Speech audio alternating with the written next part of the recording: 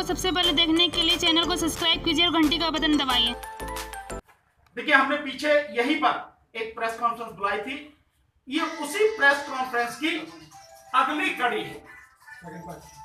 ये उसका, हाँ, आप सेकंड पार्ट कह सकते हैं। ये उसकी अगली कड़ी है। हमने उसमें कुछ मुद्दे उठाए थे, लेकिन अब इसमें वही कुछ खास मुद्दे, खास बातें जो समाज तक जिनका पहुंचना जरूरी है, जिनके विषय में हमें घोर आपत्ति है, और मैं विश्वास करता हूं कि समाज को भी इन बातों पर घोर आपत्ति होगी। उसी विषय में मैं बातें आगे आपको बता रहा हूं। मैं आपको सुनवाता हूं कि माननीय बहन जी ने पीछे जो प्रेस कॉन्फ्रेंस की थी, 22 या 23 नवंबर में शायद वो प्रेस कॉन्फ्रेंस थी, एग्जैक्ट डेट मुझे नहीं मालूम है। उसमें जो उन्होंने कहा, मैं आज आपको वो सुनवाता हूं।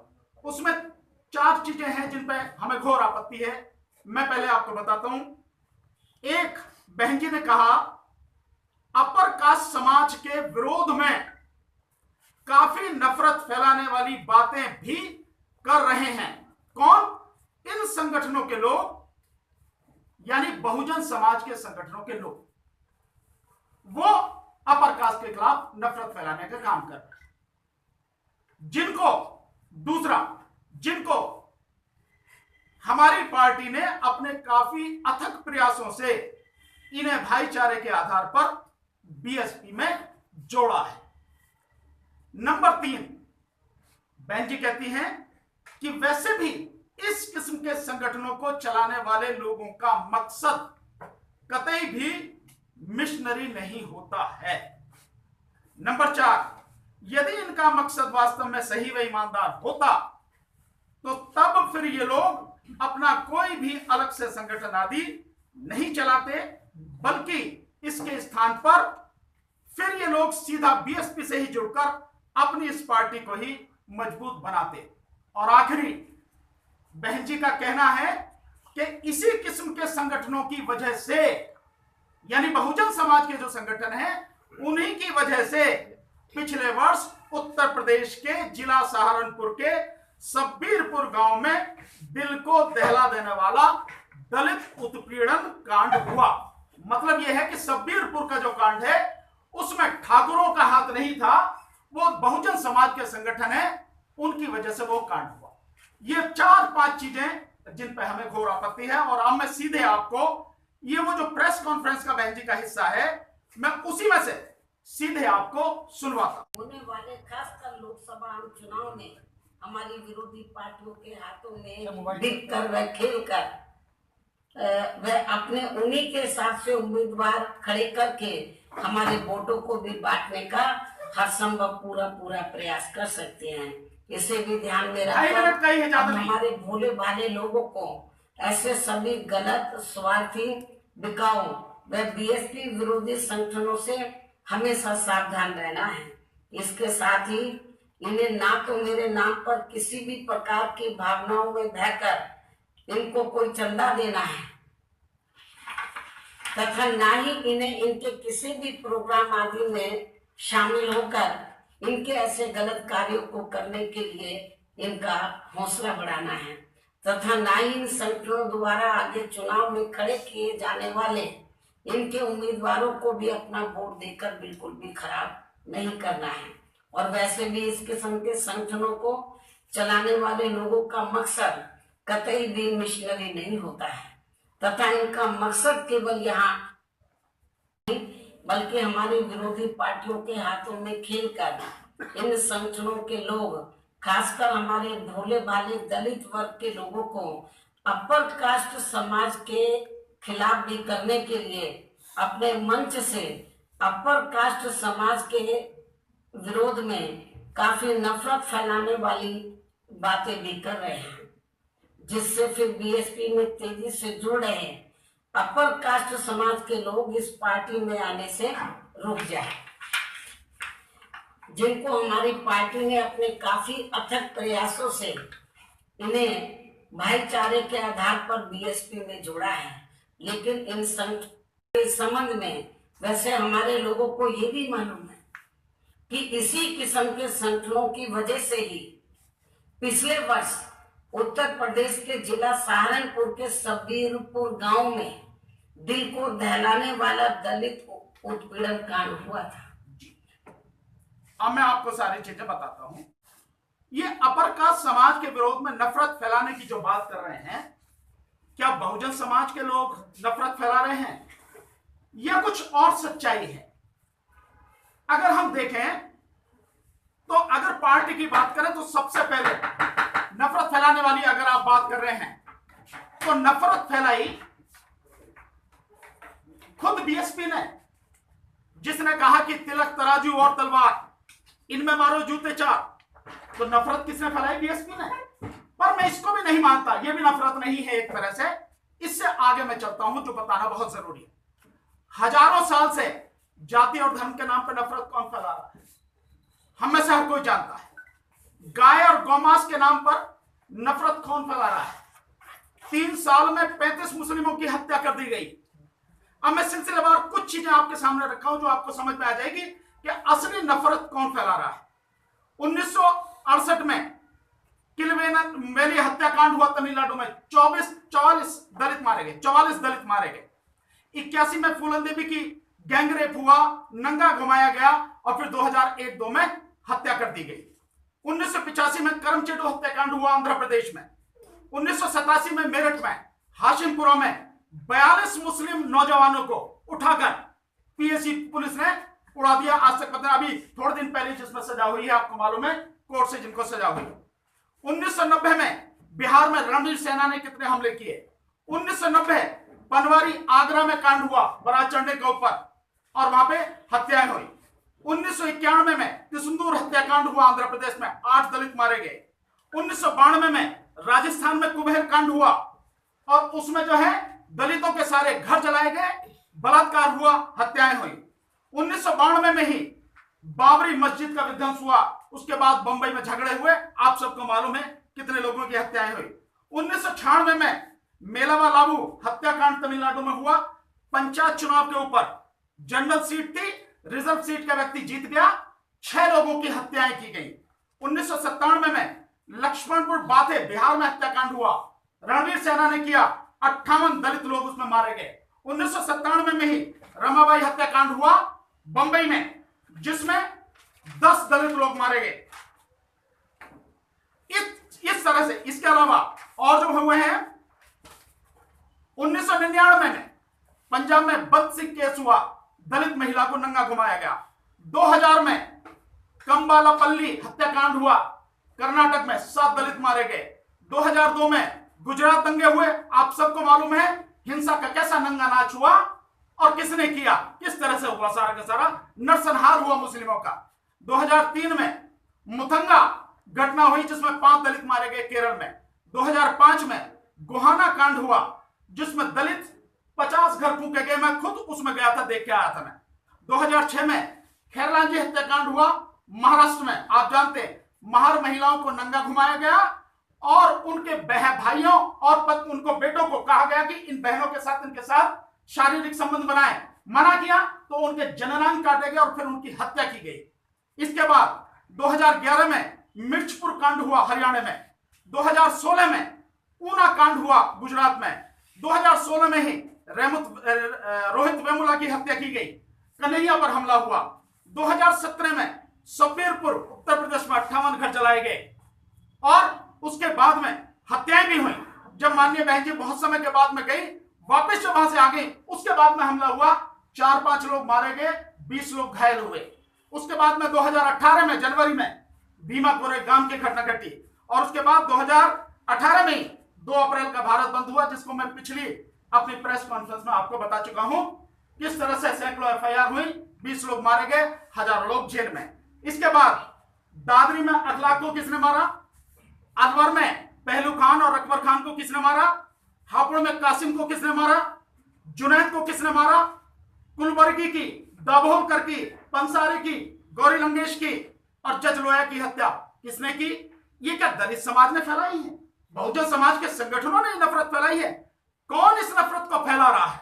आप सारे के सारे बहुत अच्छी तरह से जानते हैं। और बहुत लेटेस्ट अभी कुछ ही दिन हुए हैं, बुलंदशहर में जो कांड हुआ है सियाना में, जिसमें एक इंस्पेक्टर मारा गया और वो इंस्पेक्टर बताते हैं कि वो इंस्पेक्टर अखलाक वाला जो केस था उससे जुड़ा हुआ था। ये सारी की सारी चीजें। अब दूसरी बात जो बहुत जरूरी है, बहन जी कहती हैं जिस अपर कास्ट को वो जोड़ रही हैं, बड़े अथक प्रयासों से जिसको जोड़ा है, एक बार जान तो लें कि वो जो समाज है अपर कास्ट, वो कैसा समाज है, किसे जोड़ना चाह रही है मान्य बहन जी। इनकी संख्या भारत में मात्र 15% है। 80 से 85% देश की संपत्ति इसी अपर कास्ट समाज के पास है, जिसे बाबा साहब अपनी भाषा में सवर्ण समाज कहते हैं। 90% उद्योग धंधे इनके पास है। देश की 65% जमीन इनके पास है। 90% private hospital, school, college, medical college, engineering college, प्रबंधकीय कॉलेज इनके पास में है। शासन और प्रशासन में 90% टॉप मोस्ट जो पोस्ट है, मुख्य पद है वो, और बाकी और जो है 70 से 80% अन्य पद इनके पास में है। 90% मीडिया इनके हाथ में है। 100% सुप्रीम कोर्ट के जज इसी अपर कास्ट के हैं। 90% हाई कोर्ट के जज इसी अपर कास्ट के हैं।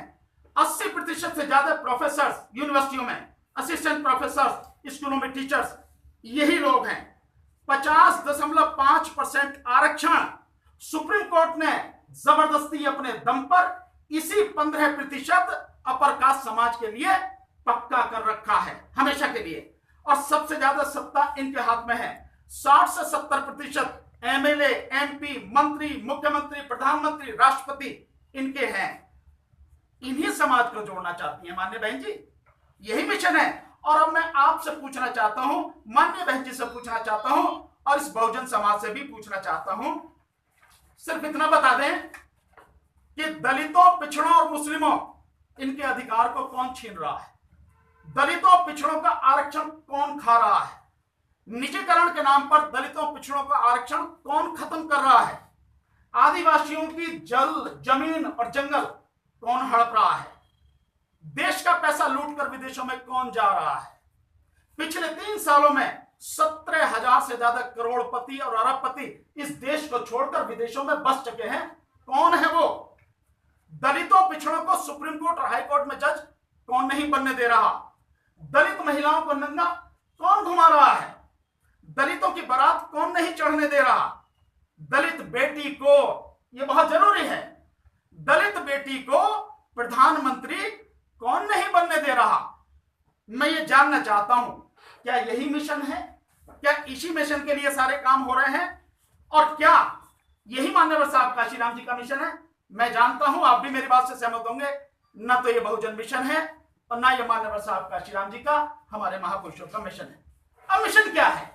बहन जी ने कहा कि ये जो संगठन है इनका मिशन से कोई लेना देना नहीं है। तो मिशन क्या है? बहुजन मिशन है। बहुत सिंपल शब्दों में अगर मैं कहूं कि फूले, शाहू, अंबेडकर और मान्यवर साहब काशीराम जी का मिशन यही बहुजन मिशन है। और क्या है? अगर हम राष्ट्रपिता ज्योतिबा फूले जी को देखें तो शिक्षा उन्होंने ग्रहण की, अपनी पत्नी को शिक्षा दी, और फिर उम्र भर दोनों इस बहुजन समाज के लिए, दलित, पिछड़े, अछूत समाज के लिए काम करते रहे शिक्षा के क्षेत्र में, विशेषकर महिलाओं के लिए। शाहू जी महाराज जी का मिशन क्या है? शिक्षा, रोजगार और आरक्षण। वो पहले महापुरुष, पहले ऐसे शासक हुए हैं जिन्होंने अछूतों को, दलितों को आरक्षण दिया। किसमें आरक्षण? नौकरी में आरक्षण, शिक्षा में उनके लिए हॉस्टल खोले, इस तरह से उन्होंने किया। और पूज्य बाबा साहब, बोधिसत्व बाबा साहब जी का मिशन क्या है? अगर एक शब्द में कहूं तो संविधान, भारतीय संविधान वही मिशन है। और इससे आगे अगर कहूं तो शिक्षित बनो, संगठित रहो, संघर्ष करो, यही मिशन है ना बाबा साहब का। दूसरा, अगर वो बहुत स्पष्ट शब्दों में कहते हैं, शिक्षा शेरनी का दूध है, जो पिएगा दहाड़ेगा। और क्या कहते हैं वो? राजनीतिक शक्ति हर ताले की चाबी है। और क्या कहते हैं? धर्म परिवर्तन। सबको चाहते थे कि बौद्ध धर्म में आप परिवर्तित हो जाओ। उन्हें मालूम था कि क्या होना है और कैसे हो सकता है, और इसीलिए वो बौद्ध में भारत चाहते थे। 22 प्रतिज्ञाएं बाबा साहब की इसी ओर इशारा करती है। इसके अलावा मान्यवर साहब काशीराम जी का मिशन क्या है? Educate, organise and agitate. पढ़ो, शिक्षित बनो, इकट्ठा करो और संघर्ष करो, जो बाबा साहब का नारा है। आगे उन्होंने कहा सामाजिक परिवर्तन और आर्थिक मुक्ति। इसके अलावा उन्होंने कहा क्या कहा, जितनी जिसकी संख्या भारी उतनी उसकी हिस्सेदारी। तो मैं इस विषय में आपको पिछली प्रेस कॉन्फ्रेंस में बता चुका हूं कि किस तरह से उन्होंने ब्राह्मण जाति को अधिक से अधिक सुविधाएं दी, टिकट दिए, सारी चीजें बता चुका हूं। और क्या कहते हैं बाबा साहब, वोट हमारा राज तुम्हारा, नहीं चलेगा, नहीं चलेगा। और साहब क्या कहते हैं कि मुझे बहुजन समाज को हुक्मरान बनाना है, क्योंकि जो समाज हुक्मरान होता है वो समाज, उस समाज पर कभी भी अन्याय और अत्याचार नहीं होता। और इसके आगे क्या कहते हैं कि मैं बाबा साहब के बच्चों के बिना इस देश का शासन नहीं चलने दूंगा। और अंत में वो चाहते थे कि ये देश बौद्ध में बन जाए। क्या हुआ साथियों, ये मिशन, क्या ये मिशन पूरा हुआ? यही तो मिशन था। और बहुजन समाज के विभिन्न संगठन लगातार इस मिशन को पूरा करने के लिए काम कर रहे हैं। क्या वो सारे संगठन बेईमान हैं? क्या वो सारे संगठन ईमानदारी से काम नहीं कर रहे? क्या बहुजन समाज की भलाई के लिए काम नहीं कर रहे? क्या आप सभी संगठनों को एक ही उसमें खोल देंगे? शिक्षा, रोजगार यानी आरक्षण, चिकित्सा, सुरक्षा, सत्ता और बौद्ध में भारत, अगर छोटे शब्दों में कहूं तो यही मिशन है। 6743 जो जातियां बिखरी हुई हैं शूद्र समाज में, उनको इकट्ठा करना यही मिशन है। और ये मिशन क्या है, किनके लिए है, उनकी हालत में एक बार मैं देख लें, ये 1 मिनट में खत्म हो जाएगा। फिर आपसे सवाल, कौन है वो लोग जिनके लिए बहुजन मिशन है? 80% SC ST समाज पे ना तो शिक्षा है, न रोजगार है और न ही उनके पास जमीन है। बाल मजदूर कौन है? यही समाज। खेतीहर मजदूर कौन है? यही समाज। देश की 70% आबादी गांव में रहती है और गांव में रहने वाली आबादी के 40% SC ST समाज के लोग एक कमरे के कच्चे मकान में रहते हैं। इनके लिए काम करना मिशन है। 3 लाख लोग हर साल भूख से मर जाते हैं। 10 लाख बच्चे हर साल कुपोषण से मर जाते हैं। कौन है ये लोग? इनमें कोई अमीर सवर्ण समाज का या आपको जिसे अपर कास्ट कहती हैं उसका कोई नजर आता है आपको? हर 8 मिनट में दलित समाज की एक बहन बेटी के साथ बलात्कार होता है, उसकी हत्या होती है। 40 करोड़ लोग हर रोज भूखे पेट सोते हैं। कौन है ये 40 करोड़ लोग?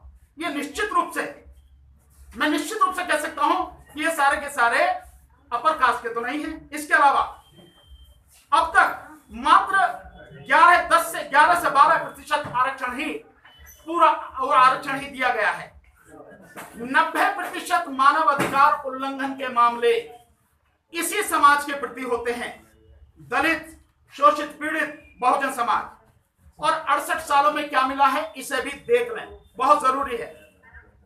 इन 68 सालों में सुप्रीम कोर्ट में 31 जज हैं। उन 31 जजों में 68 सालों में मात्र 3 जज शेड्यूल कास्ट के बने हैं, शेड्यूल ट्राइब के, और मात्र 2 जज ओबीसी के हुए हैं। बाकी सारे के सारे अब तक सवर्ण के हैं या उसी अपर कास्ट के हैं। और मैं पहले भी कह चुका हूं, आज की तारीख में 100% जो सुप्रीम कोर्ट के जज हैं वो उसी अपर कास्ट के और सवर्ण समाज के हैं। इसके अलावा हाई कोर्ट, 24 हाई कोर्ट हैं। 24 हाई कोर्टों में 1095 टोटल हाई कोर्ट के जज हैं, जिनमें लगभग 650 जज आज की तारीख में हैं। बाकी 450 के लगभग सीटें खाली पड़ी हैं। लेकिन इन सब में मात्र 22 शेड्यूल कास्ट, शेड्यूल ट्राइब्स के और 20 ओबीसी के हैं। बाकी सब सारे के सारे उसी अपर कास्ट के और सवर्ण समाज के हैं। इसके अलावा जो टॉप की 1000 IAS ऑफिसर की पोस्ट हैं, जिनमें director, joint secretary, additional secretary और सेक्रेटरी आते हैं, इन 4 टॉप की पोस्ट जो सारी योजनाएं बनाते हैं, उनमें आपके मात्र 3% लोग हैं। ओबीसी का एक भी नहीं है उनमें। शेड्यूल कास्ट, शेड्यूल ट्राइब्स के केवल 3% है। इसके अलावा जो 50 सेंट्रल गवर्नमेंट की यूनिवर्सिटियां हैं, उनमें आधे पद खाली पड़े हैं और जो हैं उनमें भी एक भी professor schedule caste, schedule tribes का नहीं है, बैकवर्ड का नहीं है। इसके अलावा जो दिल्ली यूनिवर्सिटी है, दिल्ली यूनिवर्सिटी केंद्र में यही बैठे ना, 83 कॉलेज एफिलिएटेड हैं, लेकिन मात्र एक कॉलेज में प्रिंसिपल शेड्यूल कास्ट है, एक भी शेड्यूल ट्राइब्स नहीं है, एक भी ओबीसी नहीं है। और सुप्रीम कोर्ट के हिसाब से जो सुप्रीम कोर्ट ने जजमेंट दिया कि 25% प्राइवेट स्कूल कॉलेजों में, स्कूलों में जो सीटें हैं वीकर सेक्शन के लिए दी जाएंगी, उनसे भरी जाएंगी। आज तक कहीं भी किसी भी उसमें भरी नहीं गई है, और आपको मालूम है कि सुप्रीम कोर्ट का आदेश उन्होंने रद्दी की टोकरी में डाल रखा है। ये सारी की सारी चीजें हैं। और अपने संगठन में बीएसपी से जुड़कर, अपने संगठन नहीं बनाए, बीएसपी में जुड़ जाए, तो मैंने पहले भी कहा था, फिर कहता हूं, जिस तरह से और पार्टियां सब समाजों को जोड़ के इकट्ठा होके गठबंधन बना के ताकत बनाने के काम कर रही हैं, क्या माननीय बहन जी ने एक बार भी समाज के विभिन्न संगठनों को, लोगों को बुला के कहा आइए मिलके बैठिए, साथ में बैठ के काम करते हैं और समाज को ताकतवर बनाते हैं? कहा? एक बार भी नहीं कहा। यहां तक कि उनसे मिलना भी असंभव सा ही है। वो किसी से नहीं मिलती और पब्लिक उनसे मिल नहीं सकती। भाई नेता अगर किसी से मिल नहीं सकता और पब्लिक नेता से नहीं मिल सकती तो इसको हम क्या कहेंगे? इसका फैसला आप ही करें। और साथियों, सबसे आखिर में मुझे जिस बात पे घोर आपत्ति है कि पिछले साल 5 मई 2017 को जो सहारनपुर के सब्बीरपुर गांव में दलितों के 58 घर जलाए गए, माननीय बहन जी का कहना है कि ये सारे के सारे जो घर जलाए गए हैं, ये घटना बहुजन समाज के इन्हीं संगठनों की वजह से हुई है।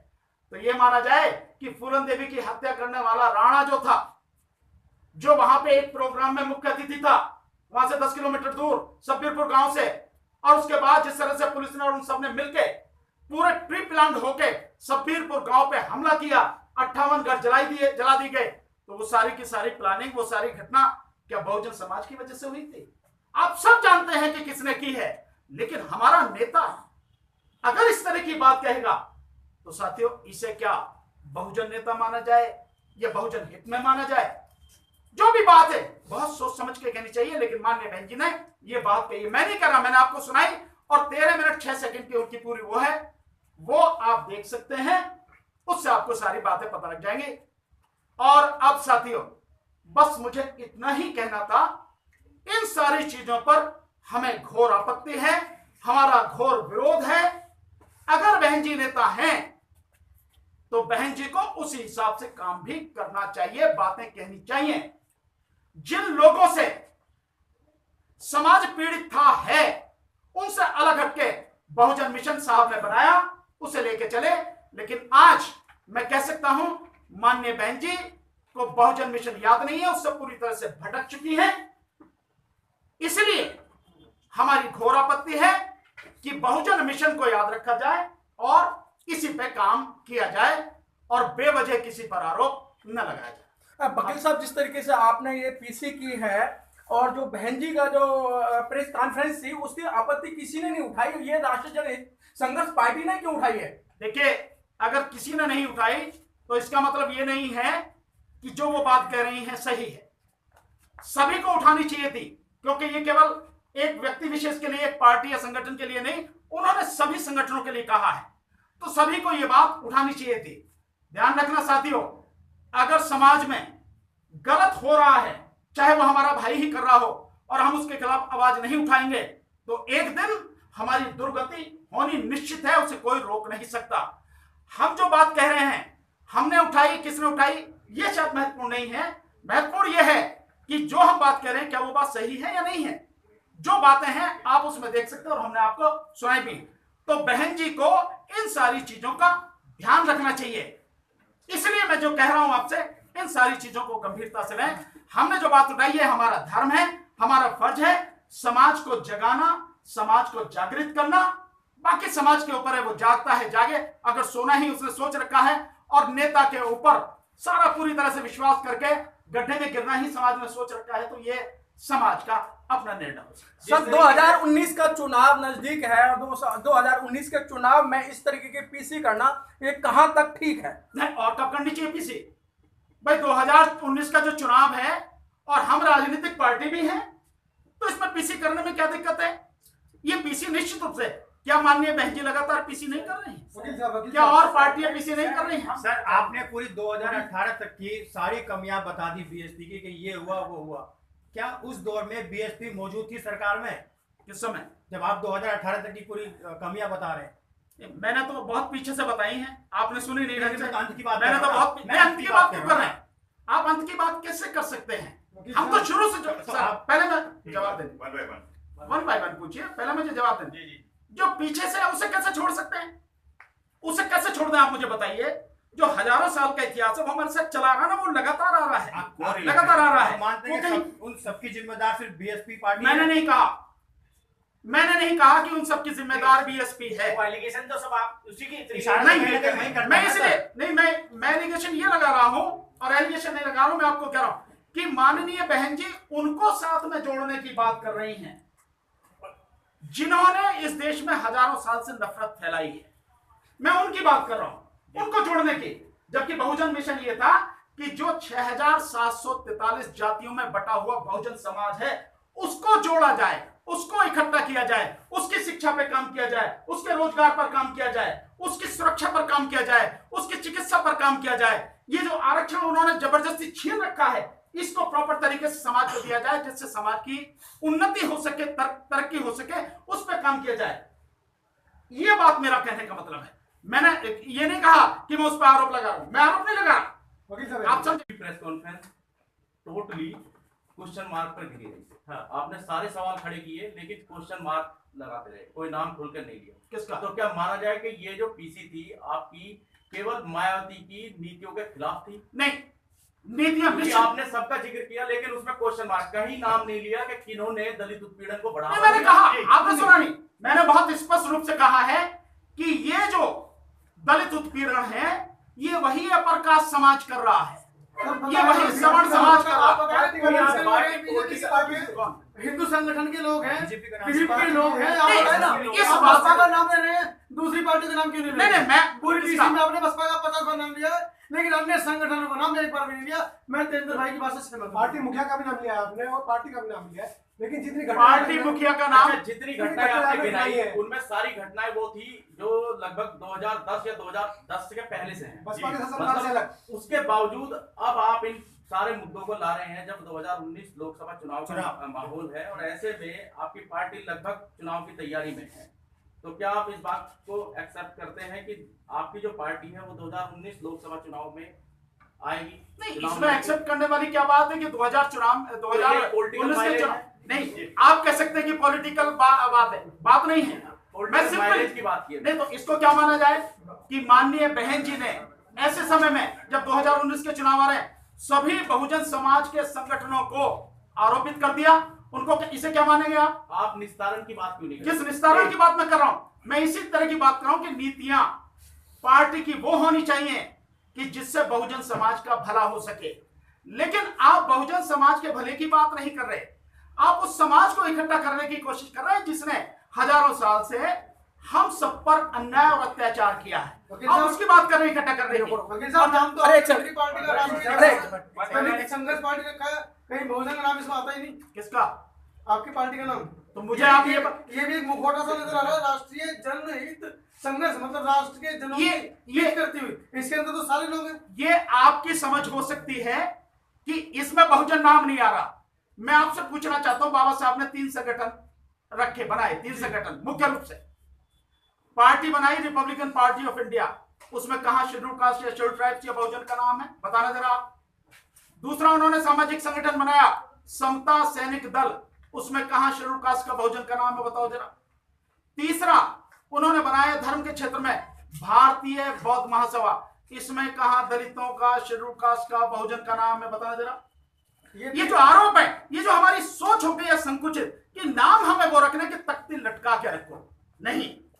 वकील साहब हम एक बात बताइए, इतनी एट्रोसिटीज हुई, काफी मामला सहारनपुर का, अब मैं सहारनपुर को ही ले लेता हूँ, ज्यादा दूर नहीं। आप मुझे ये बताइए, आपने सहारनपुर की घटना का जिक्र किया, 2 अप्रैल की घटना का जिक्र किया, आपने कितने लड़कों की बेल कराई? आप ये जरा मुझे बता दें जो जेल गए हैं लड़के। देखिए, आपकी पार्टी ने घटना है उसका नाम ये है ना जी।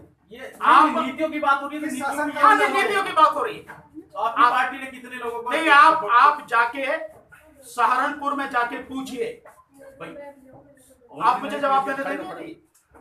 आप जो कह रहे हैं आपके सवाल सुनिए, जवाब तो देंगे। आप मुझे बता देना। नहीं, मैं बता रहा हूँ ना आपको, मैं आपको बता रहा हूँ ना आपको।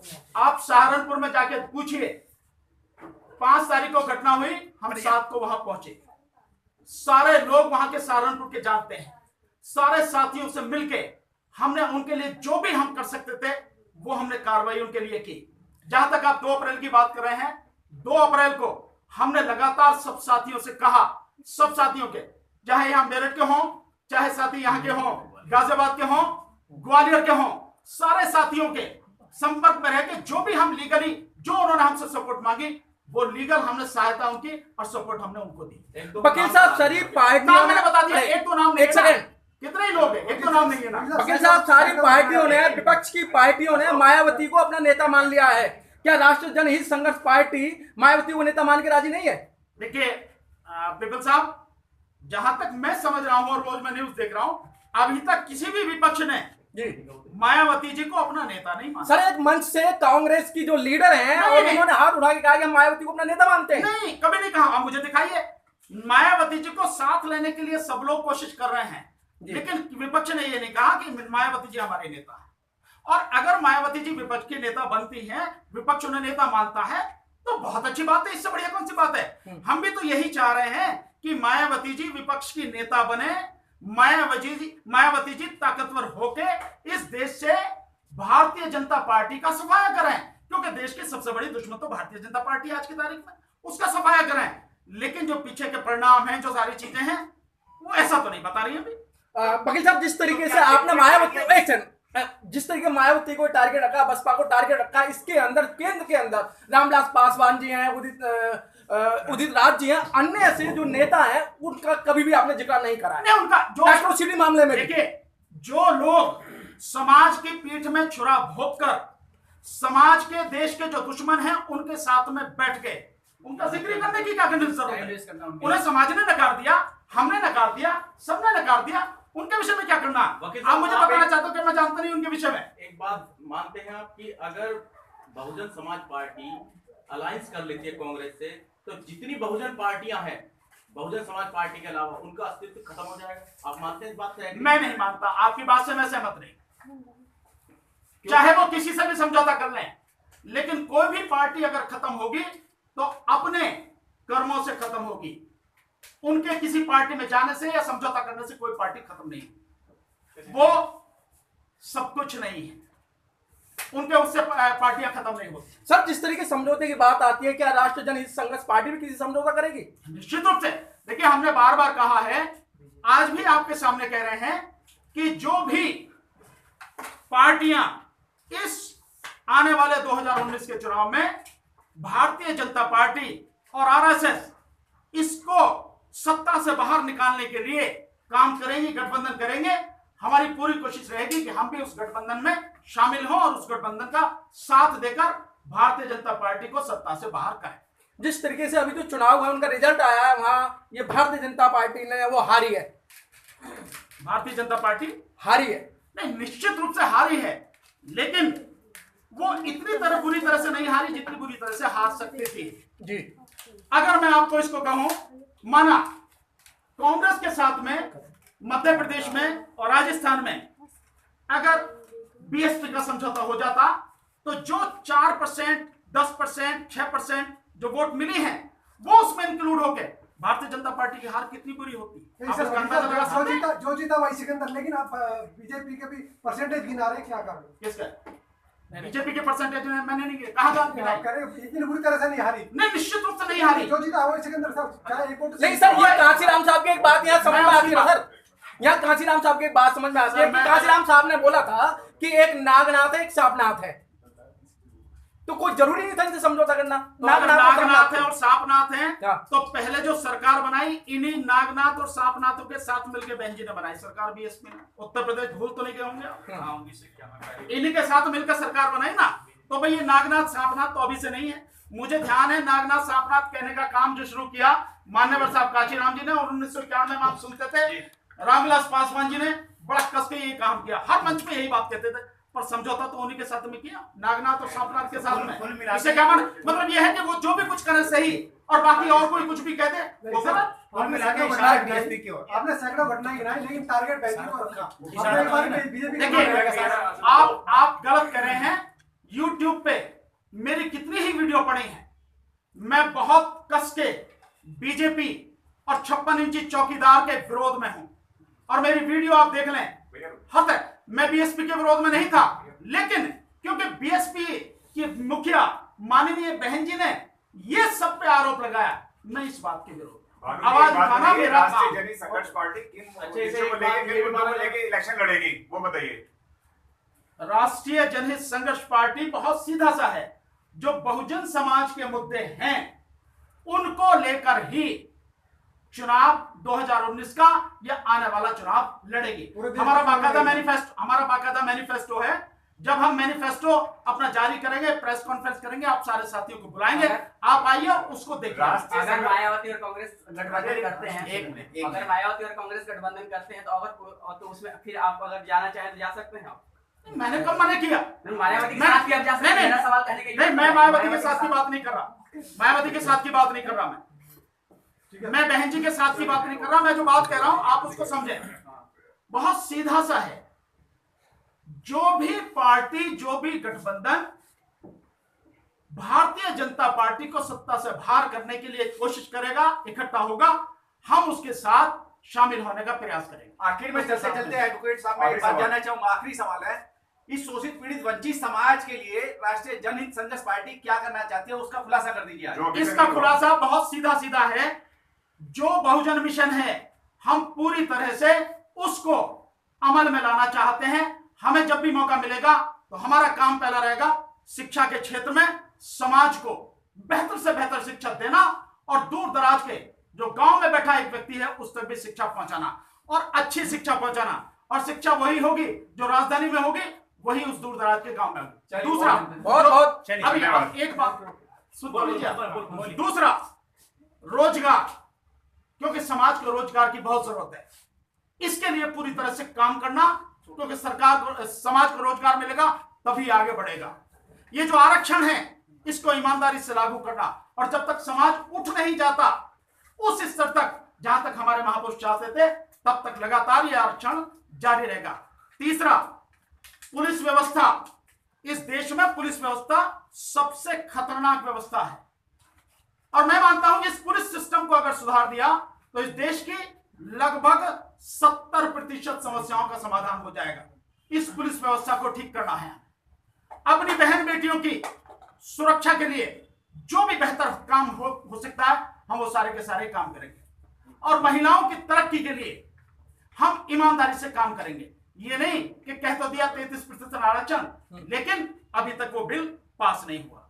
इसके अलावा जो बहुजन मिशन है उसको पूरी ईमानदारी से लागू करने के लिए काम करें। बहुत बहुत धन्यवाद, बहुत बहुत शुक्रिया, आप सारे आए, आपने हमारा साथ दिया, और जो सवाल आपने पूछे उसके लिए भी बहुत बहुत धन्यवाद। जय भीम।